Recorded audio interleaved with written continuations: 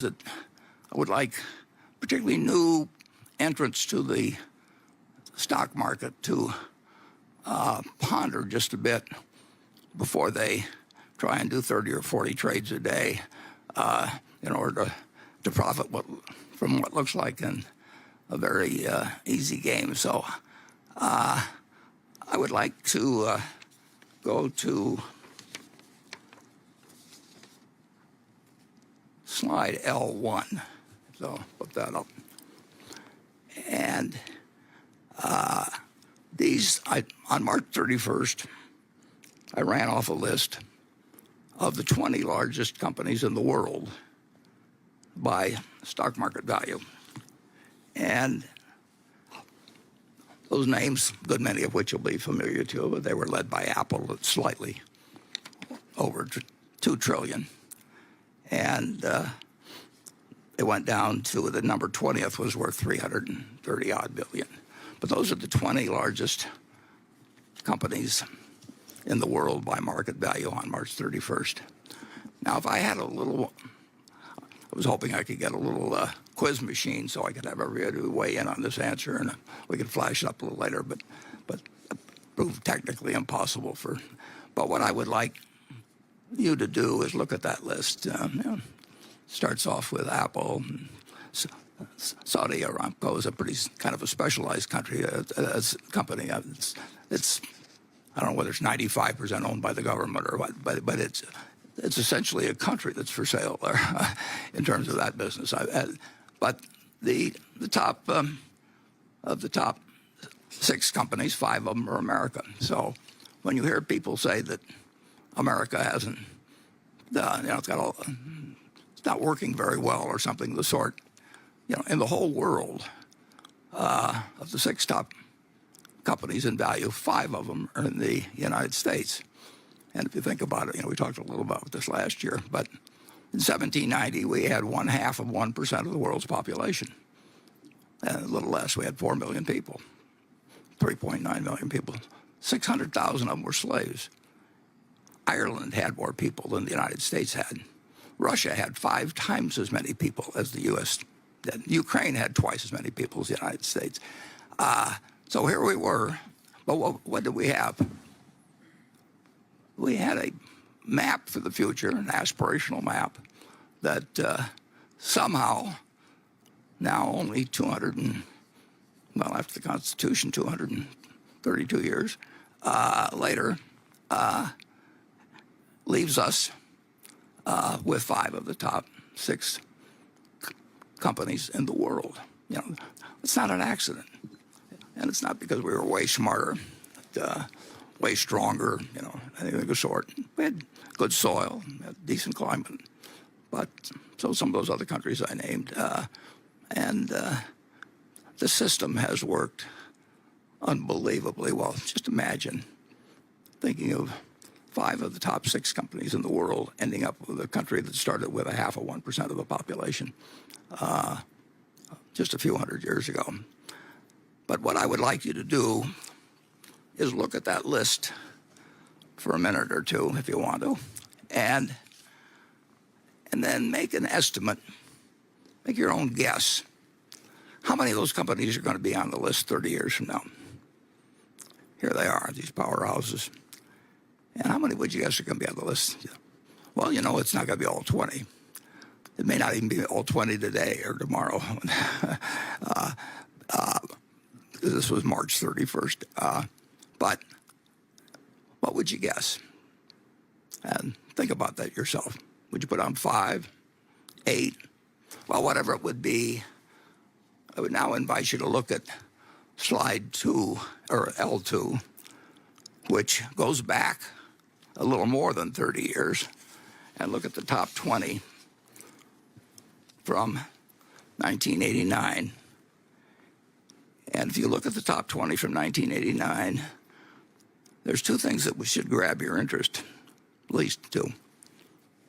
None of the 20 from 30 years ago are on the present list. None. 0.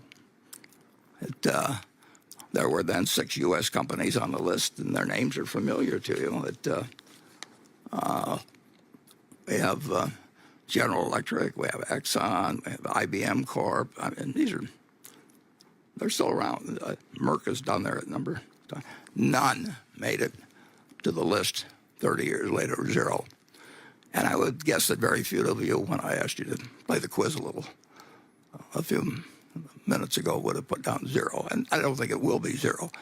But it is a reminder of what extraordinary things can happen, things that seem obvious to you. Japan had this wonderful bull market for a very long time, so you had a number of Japanese companies on the list. Today there are none. And the United States had the 6, now we have 13. But they aren't the same 6. I would invite you to think about one other thing as you look at this list. 1989 was not the Dark Ages. I mean, we weren't just discovering capitalism or anything else. And people thought they knew a lot about the stock market, and the efficient market theory was in, and it was not a backward time. And if you look, the top company at that time had a market value of 100 billion, 104 billion.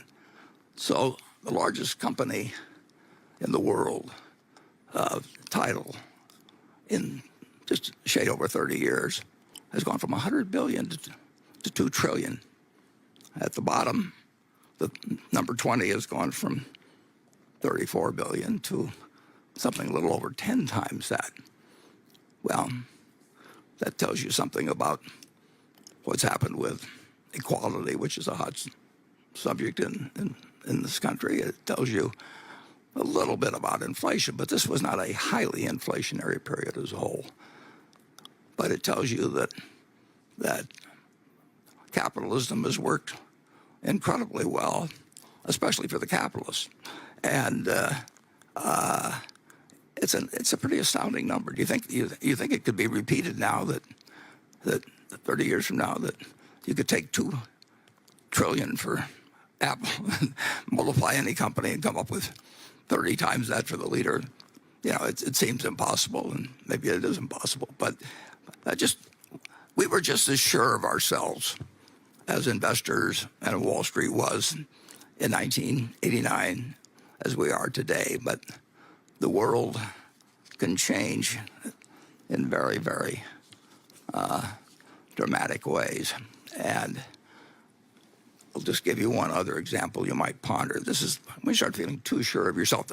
One thing it shows, incidentally, is that it's a great argument for index funds. Is that the main thing to do was to be aboard the ship, a ship.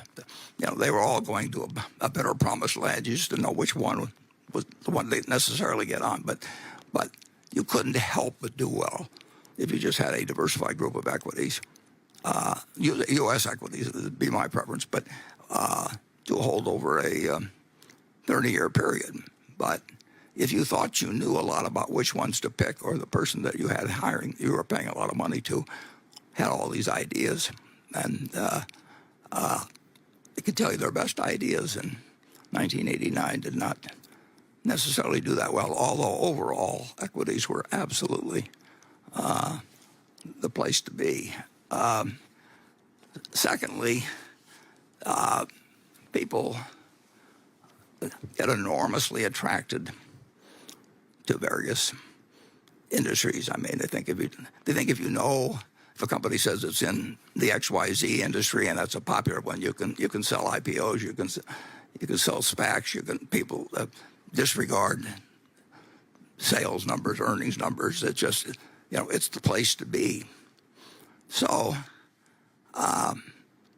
Berkshire Hathaway, where was the place to be in 1903 when my dad was born in 1903, but that wasn't really that big of news. But it wasn't big news that actually Henry Ford was starting the Ford Motor Company. He'd failed a couple of times before, but he was about to change the world. I mean, the auto, when you think about everything, we've got a great auto insurance company, but if there weren't any autos, we wouldn't have Geico.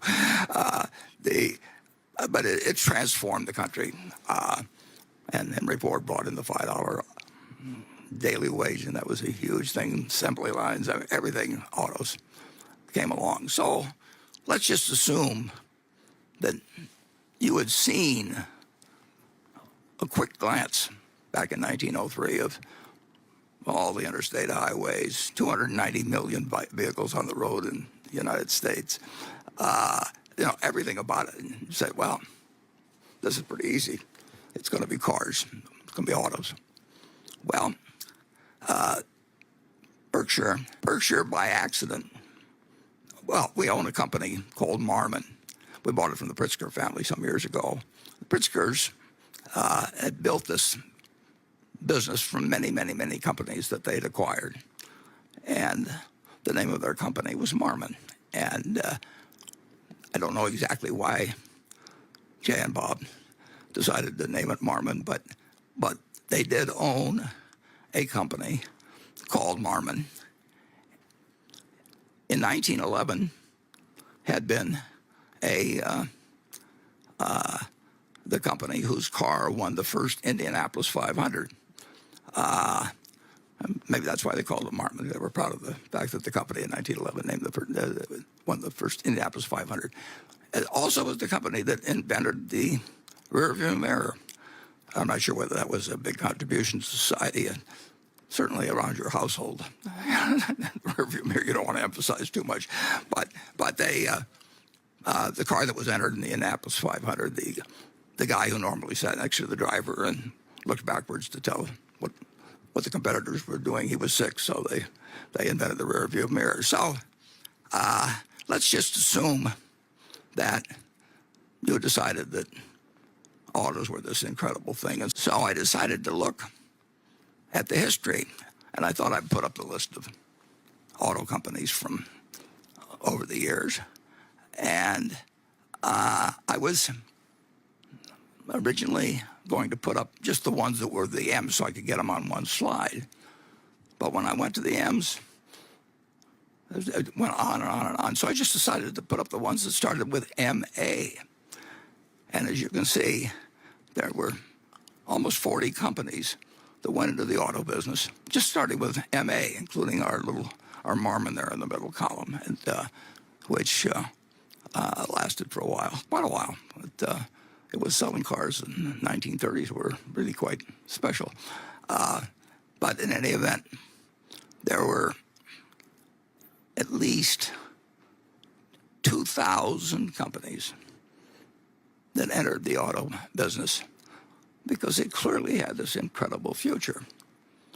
And of course, you remember that in 2009, there were 3 left, 2 of which went bankrupt. So there is a lot more to picking stocks than figuring out what's going to be a wonderful industry in the future. Everybody started car companies, just like everybody's starting something now that can be where you can get money from people. But there were very, very, very few people that picked the winner or got the opportunity. At Ford Motor, Henry Ford had a few partners, and he really didn't like them, so he figured a way to buy them out. You couldn't buy into Ford Motor, and of course General Motors became the dominant company. Finally, when Henry Ford did not really make the shift from the Model T to the Model A, it did not work very well. So I just want to tell you, it's not as easy as it sounds.